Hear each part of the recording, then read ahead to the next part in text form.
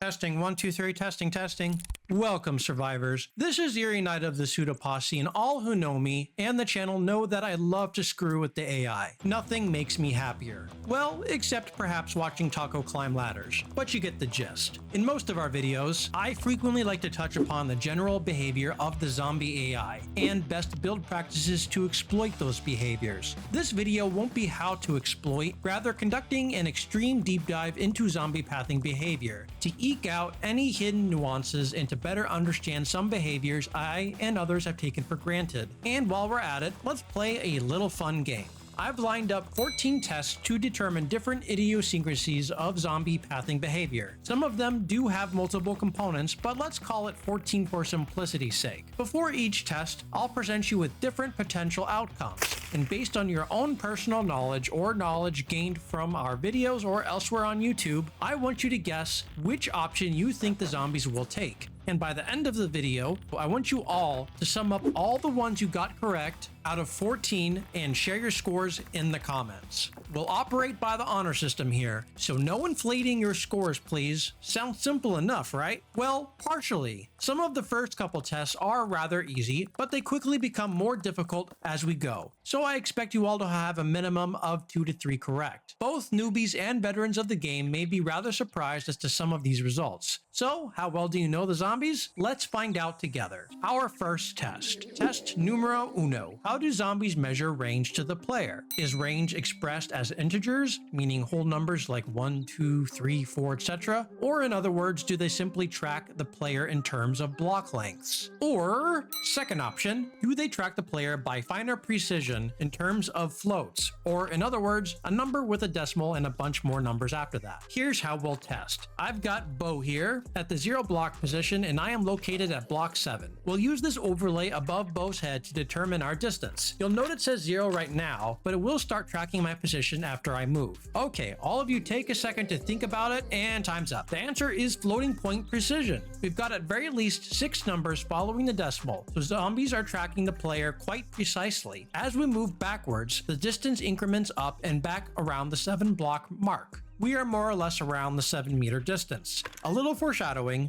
this level of precision will become important later, which is why this test was first. Welcome to the second test. This one will be quite similar to the first, except now we are going to move in 3 dimensions and climb up the ladder at the end. What we are testing here is, will zombies track player range from themselves via only the horizontal component of our distance, or the vertical distance from player to zombie, or the actual range, meaning both horizontal and vertical components? Basically the Pythagorean theorem. See, math was useful when you learned it in grade school, guys. So this test has 3 options to pick: horizontal, vertical, or horizontal and vertical. Okay, we'll give it a moment, pause the video if need be, and now moment completed. The answer is the third option. Zombies take into account the actual range, which isn't surprising since they track 6 digits of precision, but as we move around up here, we are more or less within the actual range via the Pythagorean theorem. So far, the correct answer has been the last choice. I'll have to mix that up a bit more, or all of you will get 14 out of 14.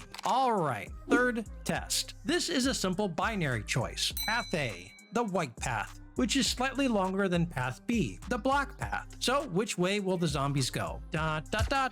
Killing some time, Okay, zombies will in fact go the shorter route, so path B. Yes, I lied when I said I needed to make the correct answer not the last option, but this was by far one of the easiest tests, so I did my best to trick some of you. Probably didn't work, but a man's gotta try, right? Anyway, as I said in a good number of my previous videos, zombies generally follow the shortest path of least resistance, and since the black path is shorter than the white path, zombies will choose the black every time. Alright, test number 4. Here we are standing on an elevated platform with no way for the zombie to reach us. This one is, well, actually this one is probably the easiest. Just no way to hide this one. But here are your options. Option A, zombies rush toward the pillar of supports and start beating on them. And option B, zombies get confused and run aimlessly around. Well, all of you who have at least played 10 minutes of the game should get this one correct. Of course, it is option A. When zombies have no way to reach you, they will bash on blocks that are supporting the player with the hopes of collapsing the structure to reach you. This is why it is always advisable to have some sort of zombie path in your base designs, as otherwise, they will just rip through everything to get to you. Speaking of path, this next test setup, which is our 5th test, is quite similar to the last, except we have a path leading up to the player, but not directly. It doesn't go high enough to give them an open path as they are met with a wall of blocks. So what will zombies do? As we mentioned in the last test, if zombies cannot reach you, they will try to destroy whatever you are standing on. Now on one hand, it would be easier for them to run to the pillar and start beating on those. On the other hand, running up the stairs will bring them closer to the player and instead beat on the wall obstructing the stairs. So, option A, they run along the ground and bash some pillars, or option B, they run up the stairs and beat on the wall. Made up your mind yet? Okay, well, spawning in bow once again yields a very clear result. Option B. Zombies love to close the distance to the player, and if you give them a way to get closer, despite it not getting them all the way to you, they will generally take that path. They will usually try to match your elevation as close as possible, so use that fact in your base builds. Test 6. Again, this is similar test setup, except the stair pathway doesn't fully connect to the elevated platform that we stand on. There's a bit more to think about for this one. First of all, our platform is only supported by a single pillar, so it is easier to topple over by destroying a single pillar block. Secondly, the stairs have a large enough gap and height differential that zombies cannot jump from the stairs to reach our position. However, it does bring the zombies closer to the player. So, option A, zombies randomly beat on the stair supports and the sole pillar holding us up. Option B, zombies only bash on the sole pillar holding us up. Or option C, zombies run up the stairs and with much futility attempt to jump across to reach us. Getting harder, huh? Well, take your time on this one. Pause if need be. And once you've formulated your choice, resume the video and here's the answer. Option A. Because the stairs do not create a complete path, zombies don't really attempt to use those and instead opt to beat on their surroundings. Yes, they will certainly focus on the sole pillar supporting our player, but they will also randomly beat on nearby blocks, like the stairs, because they'll enter destroy area mode when they cannot reach you, so they will beat on blocks nearby even if they don't support you. But most will concentrate on the actual supports given time. Halfway there already. The last test was definitely a step up in difficulty over the first 5, and the remaining ones do not get easier. Here is the test 7 setup. Note the central black section where we will be positioned directly in the center on the red marked block. On our right is a 7-block staircase that is 3 blocks below our black platform. On our left is a 7-block path comprised of stairs and cubes. It is shorter than the right path, but the block distance is equal. 7 block length for each path. Since the lengths are equal, the only functional difference is their height. How close zombies can ultimately get to us. As we all know from test 2, they track the horizontal and vertical components of the distance, so everything being equal, they should always choose the right path. But will they always choose the right path? What if zombies are closer to the left path? Will they ever go for that? So the options for this one are A. Will height always matter no matter where zombies are positioned? Or B. Will they go for the most convenient closest path? In this setup, we have a red block on the ground which is equidistant from both paths. So we'll start spawning directly in the center, and once we grab his attention, he opts to head to the pillar supporting us, then to the right toward the pillar supporting the right staircase, then towards the pillar supporting the left staircase. What a visionary. Resetting the test yields the same confusing result. If we spawn on the right instead, naturally he runs up the right staircase, which confirms the result of test 5. And if we spawn on the left side, he runs up the left side and starts beating on the wall, then proceeds to fall and run all the way around to the right side to beat on the wall over there. Spawning in another zombie on the left side, and he immediately beelines for the center, then the right pillar support, and finally up the right side entrance. And if we spawn in a bunch of bows, they'll all inevitably head up the right side. Well, I think we have our general behavior. Yes, zombies will be zombies and occasionally beat on random blocks, but with everything being equal, they want to get closer to the player. So option A is correct. I made sure to include all moments in which it appeared it would choose the left side, to give false hope to you selectors of option B. If you chose option A, taste the tears of option B. Tastes a bit salty, doesn't it? Delicious. Next up, test 8. This is a bit of a twist on the last test. In this one, I am on a single pillar. The right staircase is more or less the same from the previous test, except it is a block higher.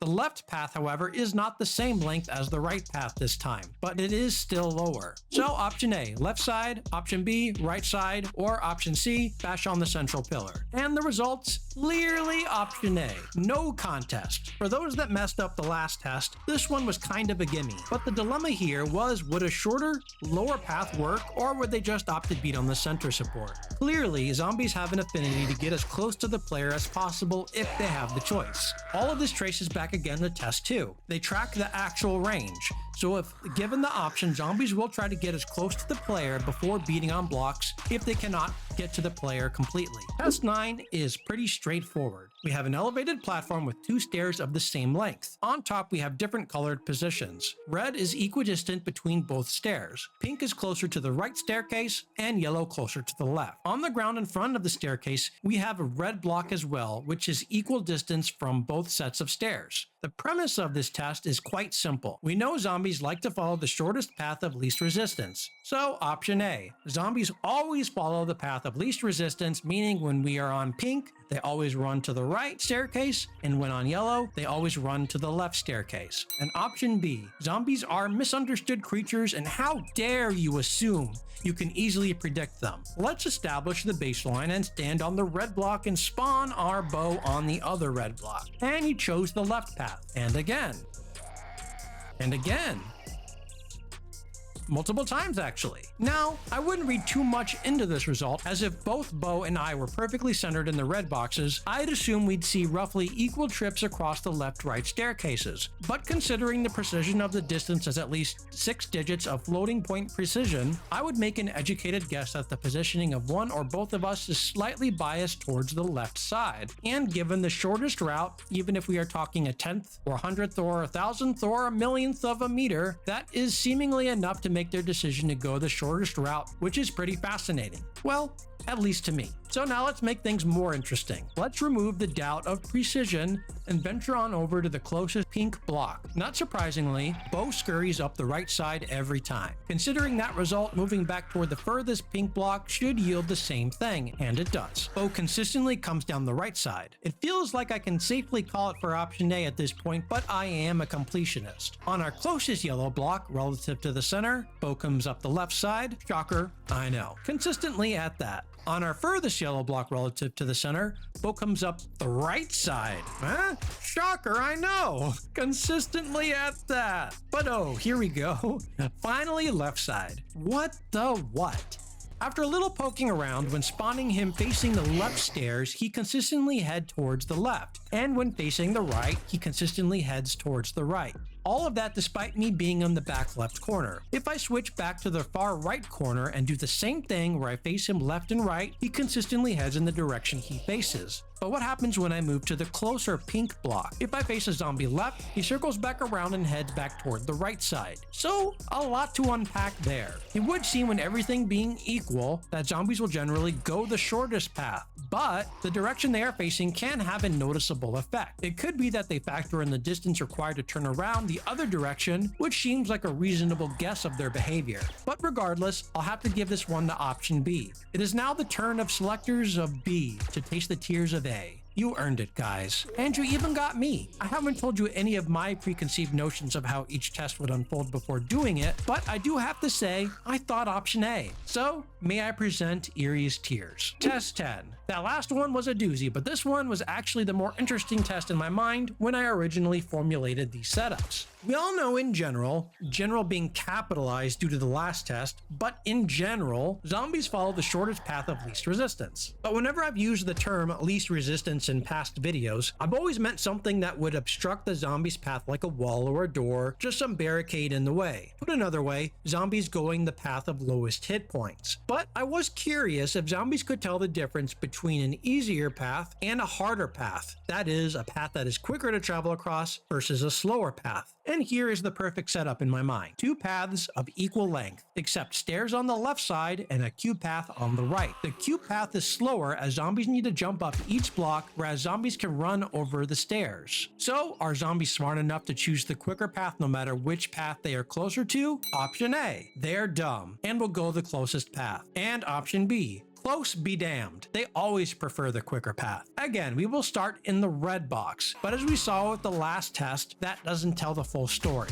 Here we see them choose the stairs consistently, but in our previous test, they also chose the left path consistently as well when we were red centered. Let's go to the first pink block, and upon spawning in Bo on the red block, he comes up the stairs. If we spawn him in again with him facing more in the direction of the right cube path, he still swerves toward the left staircase. If we go in the far back right corner and spawn him in red once again, he does a giant swerve and opts towards the stairs. Okay, it isn't looking great for the A brigade. Let's give Bo the best chance of success and plop him directly in front of the cube path, and oof, completely ignores it and runs back up the stairs. It would definitely appear zombies can at least seemingly tell which path is easier, so I've got to give this one to Team B. Give yourselves a point if you selected option B. You earned it.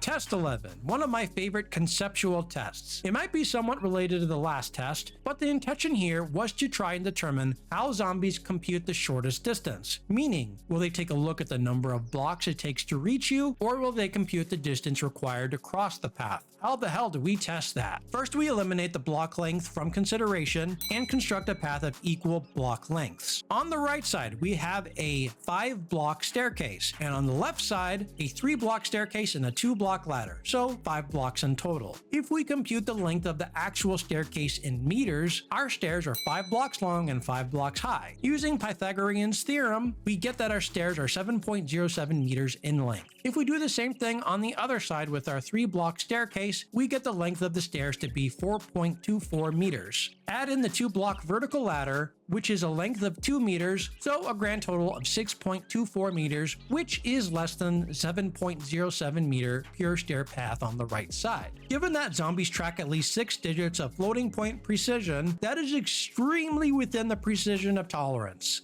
So given that, if zombies compute the actual distance in meters, they should follow the stair ladder path every time if zombies start in the center. We'll make that option A. Option B, zombies don't give a crap about them numbers, and they just go for whatever is closest. To ensure the number of blocks and distance is kept the same from the zombie start location to each path, I will spawn them on this closed track to keep everything equal. And to ensure they are centered, I have bars on either side of the red centered block to keep them in the middle. Likewise, I have bars on top to keep me as centered as it can be. Alright, place your guesses folks, and let's start. Zombie between both bars. Us in the center. You seem to think they're initially heading toward the right, but ultimately turning around toward the pure stair path. What if I stand more toward the left? Again, he chooses the right path. Trying it again, he really seems to struggle with which way to go, even jumping toward the left, but ultimately going right once again. And third time's the charm. He jumps over the bar multiple times and still sticks to the right. He is really struggling.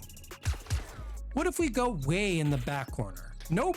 Still going toward the stairs. What if we edge on over as far back as we can? Will that make any difference? Yes, actually. No hesitation, he comes right towards us. Well, what is the conclusion? Recall before the start I said it is somewhat related to the last test. That was a hint, and I think that has something to do with it. The ladder is slower than the stairs, so they go up that route most of the time. Unless the path is long enough, when we went back as far as we could, then the left path was finally preferred. It would appear that they don't care about the actual path length, so I have to give this one to option B. Next test, number 12. Let's remove the enclosed path and make the right side pure stairs and the left side pure ladder. So now the right path is much quicker than the left path. Option A.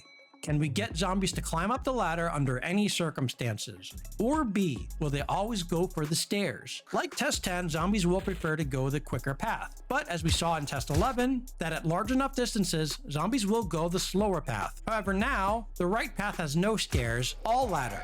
So it is slower. But is it slow enough? Spawning in red center, while I am centered, zombies rush toward the stairs, which is expected. And if we move towards the left and spawn another zombie in the red, he still comes up the stairs. What if we spawn him in front of the ladder? Similarly, how we did with the cube path in test 10. Unlike test 10, he comes up the ladder, no problem. Unlike a cube path, the ladders are quicker, so while zombies still do weight the easier path in their determination, the ladders are a preference if it is short enough relative to the easier path. In theory, you could design a base to exploit this fact to get regular zombies pathing up the ladderway and direwolves pathing up the stairway, since animals cannot climb ladders. Wink wink wink for a near future video. Yes, I did say at the beginning that I wouldn't talk about how to exploit the path in this video, but I am me, right? And for those who didn't believe my no exploit statement at the beginning, give yourselves a bonus point. You guys deserve it. As for this test, option A wins. If you guys do give yourselves the bonus point, please note it in the comments. Lucky number 13. We're almost at the end,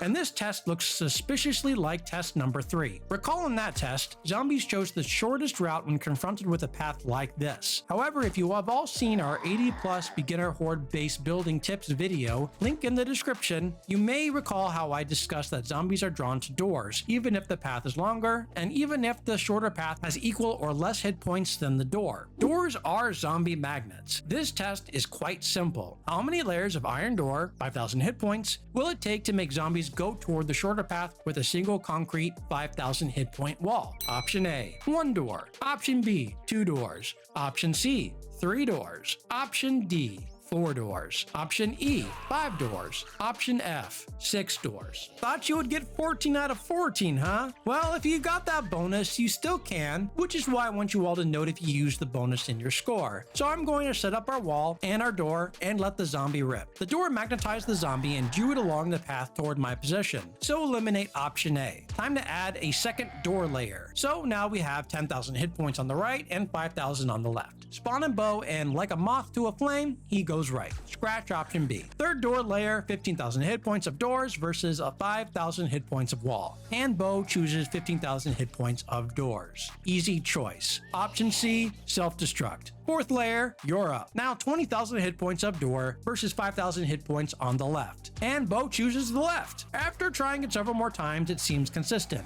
Option D is the correct answer. It takes at least 4 layers of door to deter a zombie from running toward them. It took 20,000 hit points to finally make 5,000 attractive. Yeesh. Finally, last test. One last potential point. Test 14. Similar setup to test 13, except the right path is much longer. What I want to test here is how much distance is enough to make a single layer of door enough to prompt the zombie to run the shorter path, if it is even possible. So option A, it isn't possible. You'll always need multiple layers of door to route zombies the other way. Option B, 53 blocks. Option C, 67 blocks. Option D, 79 blocks. Or option E, 97 blocks. First, let's use the full length of our setup, which happens to be 97. Time to enlist bow once again, and boom, immediately to the left. Trying it again yields the same. Sorry, option A selectors, it is definitely possible. Still hope for you E-boys, as that doesn't rule out 97. Let's shorten the distance to 65 blocks and see if we can immediately eliminate some more choices. Sorry E-boys, you are eliminated along with B. It is now down to C and D. Let's reposition our path to 69 and test again. If he rolls right, that would immediately eliminate 67. If he goes left, then D is scratched. And the result, left. It can't be 79 blocks if 69 is too far, so D is gonzo, leaving 67. Placing the white path for 67 blocks and unleashing bow causes him to go left. We already tested 65, so 67 is clearly the cutoff. Now that doesn't necessarily rule out 66, which is fair enough, but it's close enough. Well, wasn't that fun? And just for more funsies, I wonder what it would take if we replaced the walls with steel and the iron door with the steel vault door. After multiple rounds of testing, it ended up after a long time that the actual distance was around the 97 of my test setup. Isn't that nice?